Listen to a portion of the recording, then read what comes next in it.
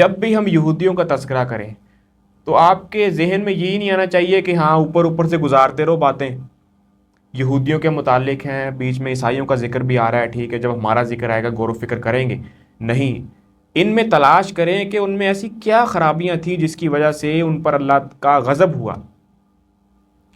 اور ان پر فقیری محتاجی مسلط کر دی گئی. تو یہ ساری چیزیں ان کے اندر یہی تھا، پیغمبروں کے متعلق بغض، ذاتی انا، حسد اور کینہ ان کے اندر کوٹ کوٹ کر بھرا ہوا تھا. یہی چیز ہے جو ان کی تباہی کا باعث بنی، اور آج ہمارے اندر بھی یہ ساری چیزیں پائی جا رہی. جتنے بھی ہمارے ہاں یہاں گروہ کی شکل میں لوگ موجود ہیں، گروہ بن گئے ہیں، چھوٹی چھوٹی بات پر ایک نیا گروہ وقوع پذیر ہوتا ہے، چھوٹی چھوٹی بات پر ایک نئے مسلک کی بنیاد رکھ دی جاتی ہے. ایسا نہیں ہونا چاہیے، بلکہ سب کو رہنا اکٹھا چاہیے. اختلاف رکھیں، انسان کے ساتھ اختلاف ہو سکتا ہے. ادب الاختلاف کے اوپر لوگوں نے بے شمار کام کیا ہے، لیکن کم علمی کہہ لیں کہ ہمارے علماء کرام جو ہیں وہ کبھی بھی ادب الاختلاف آج تک ممبر رسول سے بیان ہی نہیں کر سکے. سب سے سینسیٹیو ٹاپک یہ تھا کہ ہمیں چاہیے تھا کہ ہم اختلاف کے آداب بیان کریں، کہ جب بھی ہمارا کسی کے ساتھ اختلاف ہو تو ہم پہلے سے بھی زیادہ اچھے طریقے سے اس کے ساتھ پیش آئیں، بجائے کہ ہم کنات کر لیں اور دوری اختیار کر لیں، دعا سلام کرنے سے بھی جائیں، ایک دوسرے کے حال کا بھی ہمیں نہ پتہ ہو. اگر کوئی دوست بیمار ہو جائے، کوئی ساتھی بیمار ہو جائے، کوئی ہمارا مسلمان بھائی بیمار ہو جائے تو اس کی عیادت کے لیے بھی نہ آ جائیں، صرف اسی چکر میں کہ یہ ہمارے گروہ کے اندر شامل نہیں ہے، یہ ہمارے مسلک کا حصہ نہیں ہے. کیا اسلام کی یہ تعلیمات ہیں؟ ہرگز نہیں.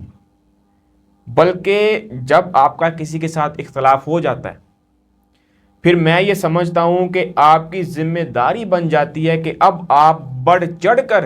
اس کے ساتھ تعاون کریں، بڑھ چڑھ کر ہر حال میں آپ کی ذمہ داری بن جاتی ہے. یعنی مثال کے طور پر میں ایک مثال آپ کو دیتا ہوں کہ میرا کسی کے ساتھ اختلاف ہو گیا، تو میں راستے سے گزر رہا ہوں، تو جس کے ساتھ میرا اختلاف ہوا ہے وہ کسی دیوار کے پیچھے کھڑا ہے، میں نے اسے دیکھا نہیں ہے، میں نے اسے دیکھا نہیں، اور میں وہاں سے گزر جاتا ہوں. تو اب جس کے ساتھ میرا اختلاف ہوا ہے، شیطان اس کے دل میں کیا وسوسہ ڈالے گا کہ عامر نے تمہیں دیکھ لیا تھا لیکن اس نے تمہیں بلانا گوارا نہیں کیا کیونکہ تمہارا اس کے اختلاف چل رہا ہے. تو وہ اس کے دل میں اور زیادہ بغض، حسد، کینہ، انا ڈالنے کی کوشش کرے گا شیطان. تو اس صورت میں اگر بالفرض آپ یہ دیکھ لیتے ہیں کہ آپ کا جس کے ساتھ اختلاف ہے وہ آپ کا اچھا دوست بھی رہا ہے، آپ کا اچھا بھائی بھی ہے، اس کے ساتھ آپ کا اختلاف ہوا ہے لیکن وہ ہے دیوار کے پیچھے کھڑا ہے، تو آپ اسے ہرگز اگنور نہ کریں، بلکہ اوپر سے اگر آپ کو گھوم کر بھی جانا پڑتا ہے اس سے دعا سلام کرنے کے لیے تو اوپر سے گھوم کر جائیں، تاکہ شیطان جو ہے اس کے دل میں کبھی وسوسہ نہ ڈال سکے.